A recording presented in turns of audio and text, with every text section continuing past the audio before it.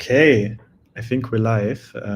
Welcome, everyone. My name is Patrick. I'm in India right now, and I'm partially here to talk about real-world assets with exciting companies in India. And that is a perfect intro because today we're also talking about real-world assets and specifically about tokenized solar power, which I think is actually a perfect use case. But I'm not gonna take away too much. I'm just gonna introduce our guest today, Ben. So welcome, Ben. How are you today? Hey Patrick, doing great, thank you. Doing great. Thank you for having me on this on the show. How are you? I'm very good too. Yeah, it's super exciting that we finally can talk a little bit about what you've been doing for a very long time, actually. So maybe let's just start with a very quick introduction. Like, who are you? What is your background? Where do you live? Stuff like that. Yeah, sure. So, hello everyone. I'm Ben Bonner. I'm co-founder and CEO at Zero Citizen. From the UK, background in engineering, more specifically electrical engineering and product development. Was in the military for 13 and a half years, the UK military. Been out for the last couple of years. Always been very interested in the climate side of things, and then upon leaving the military, decided to delve deeper into it, and that was the beginnings of Zero Citizen in a brief nutshell. Yeah, I mean, you've been around the Cardano space for a very, very long time, and you've been always talking about bringing solar power to Cardano, right? To basically enable people to invest into solar power on Cardano. But to me, the interesting question is, before we dive into all the details and your catalyst stuff and all that, how did you even begin with crypto? How did you even get into crypto and then into Cardano? I think it's something that I was always interested in. I think, like most people, you begin with like Binance and starting places like that. And then as I sort of began to see the power of blockchain technology, that's when I became more acutely interested in what potentially could be built, using blockchain technology. And after looking into where the best starting point would be for Zero Citizen, we looked at, it had to be proof of stake first and foremost. In terms of energy efficiencies, it's like 99.8% more energy efficient than proof of work. So that was the key factor there. And at the time, this was before Ethereum had hard forked across to proof of stake, and it was between really Cardano and Solana. And thankfully I chose the right one. But to me, it was just a case of it just felt, and I still believe that it's been built on the right solid foundations.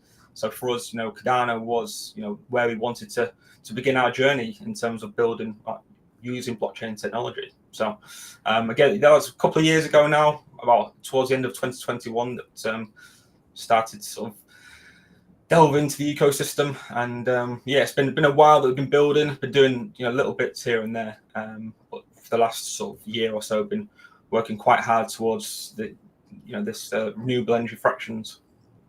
Yeah, I mean, that's very exciting, and I think it makes total sense. You're building a solution for real people in the real world on a blockchain that's built for exactly that, not built for speculation or hype or anything, but to solve actual problems. So, I obviously know a lot about Zero Citizen already. We've been talking for, I don't know, years at this point. But just to break it down for your average viewer right now, what is it? What are you trying to accomplish? Yeah, so Zero Citizen as a company is here to become a communal hub for all things net zero, and this is delivering clean energy and carbon management solutions. That's the sort of focus point for us. Now, specifically, what this is all about, I guess, is the renewable energy fractions. So in a brief nutshell, we are tokenizing ownership in solar PV systems or solar panels. So working with commercial and residential building owners to provide a zero-cost solution for installing solar panels. So they don't have to pay anything if they don't want to. We prioritize, though, the building owners and the building occupants for the investment. So they invest as much as they want to invest in the solar PV system. And let's say they invest 50%, we enable the public to invest in the remaining 50%. And the idea is that all the part owners will be rewarded based on the electricity sold on site within the building, and also to the grid for all the excess. So it's really part of a sharing economy model. So maybe to break it down to see if I understood it correctly. I'm a homeowner, for example, right? And I want to build some solar panels on my roof, for example, or on any land that I own. Yeah. And then I would go to you, essentially. I would say, okay, I want to do this. And then you would say, okay, let's do it. And we're going to tokenize it. And then essentially, me as the homeowner, I can say, okay, I'm going to put in like 20% of all the like solar panels, because obviously it's on my land. I have like an incentive of actually owning it, right? Yeah. But maybe because of liquidity reasons, I can't afford the other 80%. So I go and you do like a public launch for these solar tokens, essentially, of my land to everyone. And then once it produces actual revenue because it gets sold to the grid, this revenue gets shared to everyone who holds a token. Is that correct? Yeah, apart from the last bit. So we only sell it to the grid as a last resort. We'll sell it directly on site, so within the building itself first and foremost. With our MVP, we're launching with a local bus operator, and we're able to provide the electricity more than 20% cheaper than what they're currently paying. So not only that, because they're working with us, we automatically give them 5% ownership anyway. And yes, it's a win-win for them that they get clean renewable energy, which is great for their company, in terms of their work in combating climate change and improving their environmental footprint. They get 5% ownership automatically, and they get 20% off their electricity bills. So it's a nice win-win for them. But that's us selling directly to the building owner or the occupants of the building. And then anything that's left over, then we'll sell to the grid. Right. So they basically have a right of first purchase or first refusal, I guess, because obviously, it doesn't make sense to send like all the energy into the grid, into a random like house, if you can just use it in the same building or same like, area. Definitely. Yeah. Okay, that makes a lot of sense. Cool. So then tell us maybe a little bit about how far you are in all of this planning and all of like this development that has to be done, and what like the last milestones for you are that you need to have happen to become to actually put it live. Sure. Yeah. So like I said, it's been going for quite a long time. A lot of effort's gone into this. And it's one way I've been sort of head down working, and now we are coming towards the latter stages of this development. So we have a MVP lined up, so minimum viable product, and that's with the local bus operator for the UK, a company called Brylane, and we're going to install solar panels on their roof, and then supply power to the whole sort of headquarters site.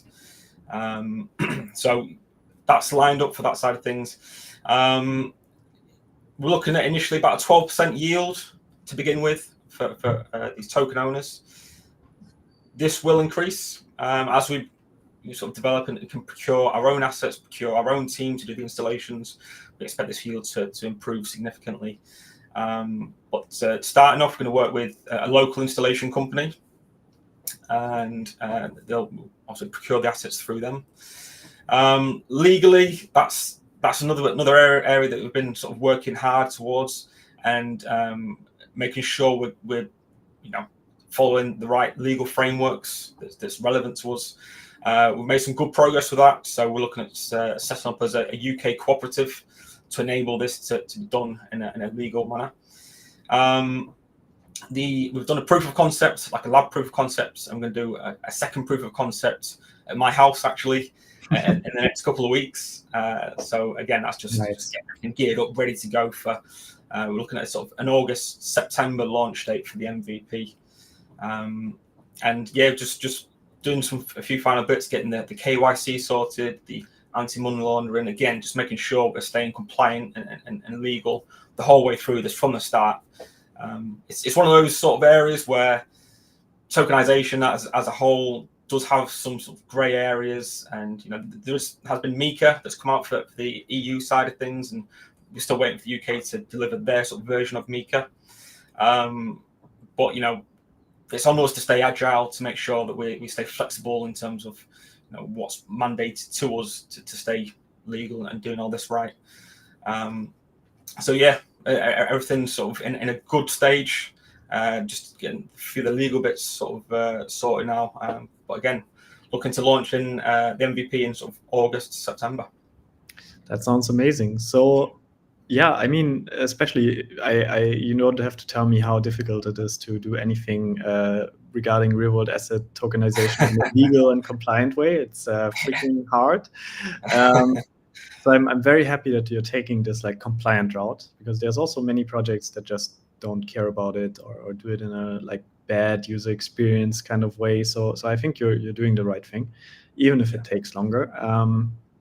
Maybe tell us a little bit now about your like catalyst proposal. Like, what is the idea of this catalyst proposal? How can it actually help you? I mean, obviously money is always required when you're starting a big project like that, but maybe go a little bit deeper. Yeah, absolutely. So, I mean, start with everything has been bootstrapped by ourselves and our sort of limited budget so far. So everything we've done so far has been sort of on a shoestring budget. So, this catalyst proposal is to develop the platform, the renewable energy fractions platform, that all this will sort of operate from, and make sure we can deliver a solid product. And another key area that we want to develop on quite a scale for this is the decentralization aspect.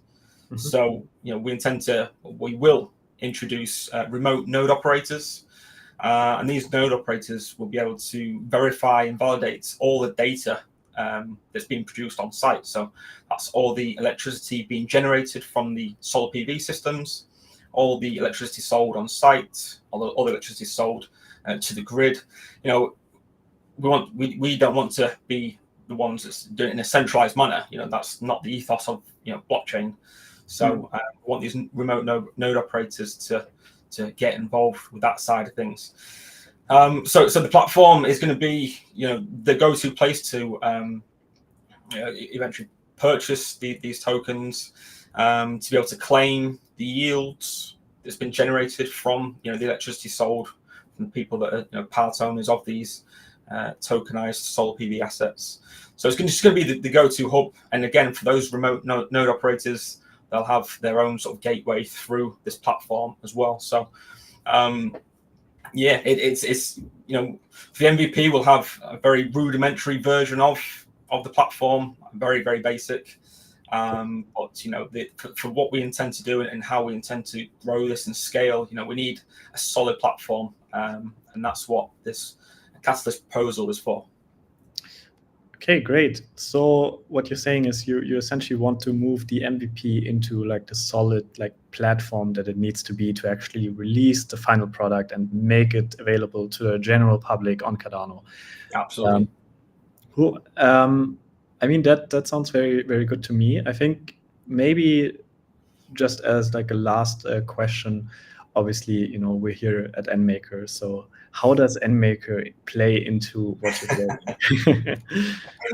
Well, I mean, the obvious answer to that is that, we don't want to do everything ourselves in terms of, why develop our own solutions when we have solutions there ready, available. And, there's a lot of hours, a lot of work has gone into creating, a minting solution, a tokenization solution that NMaker has readily available for everyone on Cardano to use. We've used NMaker for our NFT mint previously, and it's one of those where what you're getting with NMaker. It's for us, it's the common sense solution to utilize NMaker as our minting solution and as a partner going forward as well. So it's a no-brainer. So for the sort of on-chain minting side of things, everything is, yeah.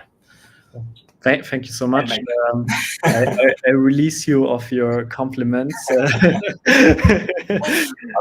take that one, yeah. No, I appreciate it, and of course, Endmaker is built exactly for use cases like that. We want to help projects to create these real-world solutions and solve actual problems. That has been the goal from day one, essentially. So I'm very happy to have you working with us. And I'm very happy to do this live stream with you to highlight your Catalyst proposal. What's the title of the Catalyst proposal so that everyone can find it? What should they search for? Tokenizing real. I'll tell you what. I'll get the exact wording so that you have it Nice. ready. So, tokenized solar PV ownership on Cardano, renewable energy fractions platform. So, if you type renewable energy fractions platform, you'll get it. Perfect. It's Great. a bit of a word one. Great. No, that's perfect, and we'll put it in the link on Twitter, and we're also live on LinkedIn, on YouTube, by the way. I don't know if you've seen that, but LinkedIn for the very first time today. Everyone who's going live on LinkedIn, thank you for watching, and of course everyone else as well. Let's end it with one more thing. How can people reach out to you? How can they contact you? Because I see this here in the chat a few times. So what's the best way to reach you? Yeah, all the socials. I'd definitely say all the socials. So on Twitter, you can send us a DM. All our DMs are open, or X as it is now. So that's ZeroCitizen_IO. We're also on LinkedIn. Just search Zero Citizen, and we have a Discord as well. So discord.gg/ZeroCitizen. Or you can also send us an email. So that's enquiries@zerocitizen.io. Perfect. Great. Then thank you so much for your time and explaining everything to us. And thank you to everyone who has been watching. And then see you next time. Thank you very much, Patrick. Let's see if the stream will end.